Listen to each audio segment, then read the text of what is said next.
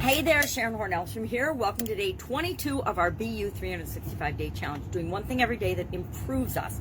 The month of January, we are talking about our physical well-being, our physical environment, things like that. Anything physical.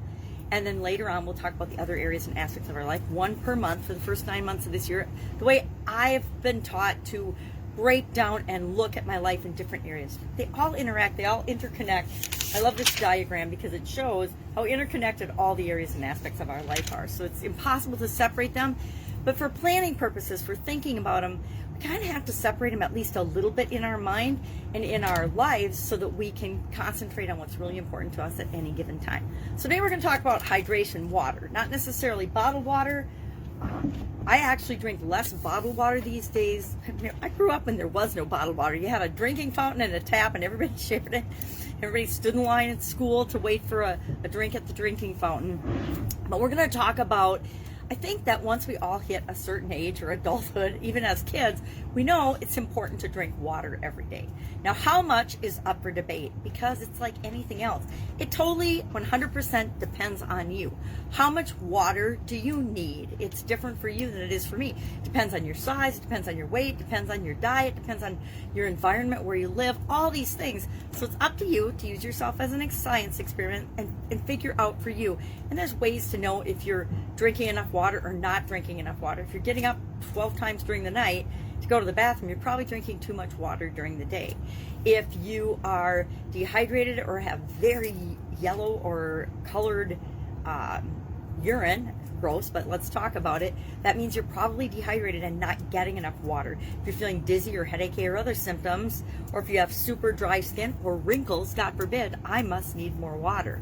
So what are the 10 main things? I found a study from Mayo Clinic that I thought was pretty interesting that reminds us of the 10 major reasons we need to get enough water every day. Enough, not coffee. No, I get plenty of coffee every day, but actual water. And then I will share with you a trick my dad taught me after my sudden cardiac arrest to make sure that I was getting enough water. It's the same one he used after his heart attacks to make sure he was getting enough water, because like me, he wasn't drinking enough water when he had his health incident, and neither was I when I had mine. So what are the 10 things that hydration and water does for us? And then I'll share my dad's trick that I now use, and I call it my trick too.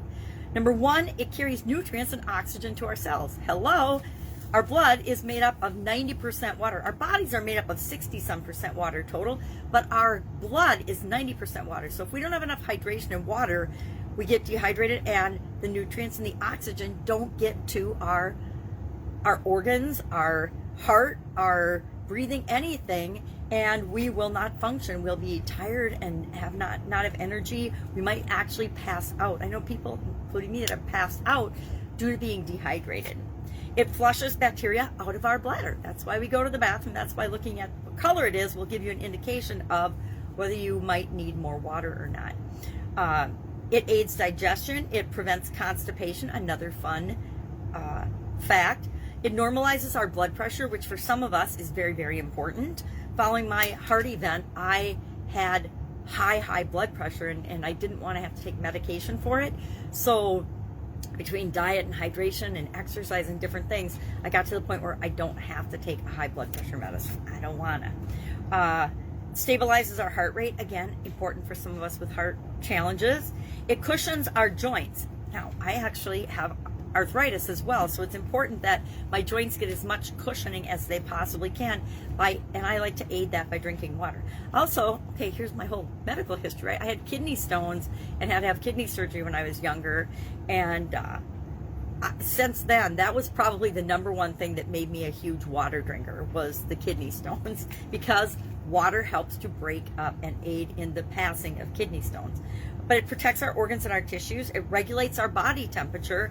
If we don't drink enough water, we don't have enough way to regulate our body temperature, we can get either really, really cold and or really, really hot, overheated, or hypothermia. It maintains our electrolyte balance, which helps our brain and everything else function right. So how do you know how much water you should drink? It's up to you. You're going to have to test it out. Me, 8 glasses of water a day is about perfect for me. And I've experimented with it a lot. Following my kidney stones, I would drink like a gallon or two of water a day, and then I'd be up all night going to the bathroom. So that was too much, and then I backed off. Now, after my sudden cardiac arrest, I had fallen into the not taking care of myself bad habits, right? Sometimes we get busy in life and we don't pay attention to our physical health. I don't recommend it, but a lot of us do it and have bad experiences because of it. So my dad, after I woke up from the coma, was talking to me about water, and that because I was saying I never drink water. I was living on, prior to my heart event, Diet Coke, literally living on Diet Coke and coffee, and then maybe some jalapeno chips for before I went to bed. I was so not taking good care of myself. So not only was my diet bad, but I was drinking zero water. I don't think I had a single glass of water a day, unless it was, I don't even know if I was taking vitamins back then. I want to say I probably was not, and so I wasn't even drinking water to take vitamins. I might have been throwing back some ibuprofen periodically for headaches, but that would have been it.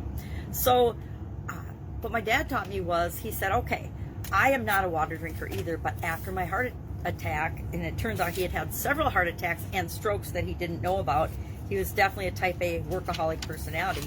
He started leaving a glass of water full where he would see it or walk by it all the time, like in his daily traffic pattern. So I remember going to his office, and he always had a glass of water on his desk.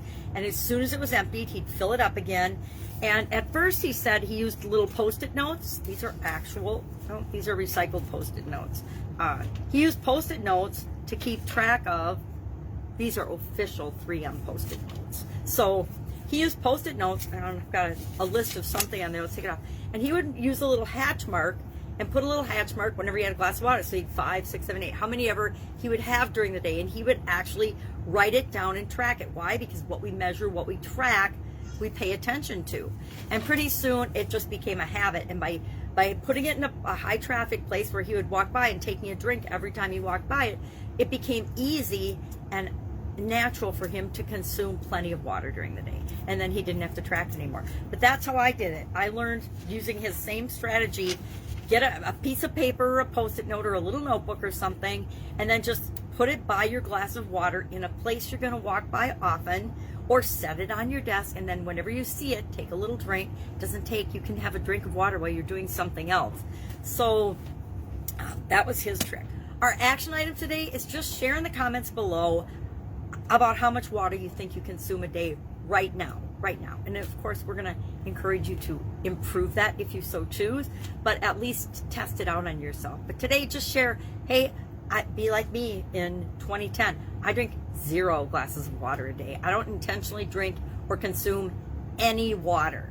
Now, I easily drink 8 to 10 glasses of water a day, or I like to do 4 of these big bottles, and I use the Smart Water bigger bottles, but I like to have at least 4 of those a day, in addition to the coffee, the couple cups of coffee I'm going to have, or anything else I might drink. I really don't drink much besides coffee, tea, and water these days. Those are sort of my beverages. Oh, and once in a while, a glass of red wine, or a Mike's Hard Lemonade. I had one of those last night, I admit it. All right. Have an awesome day. If I can help you in any way, if you have any questions about this or about hydration, or comments about hydration and how it's impacted you, please share in the comments below.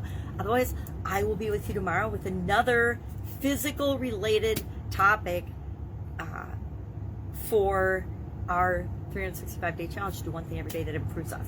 I think drinking more water can improve about 80% of the population right now, their diet and health. All right, have an awesome day, and I will see you tomorrow.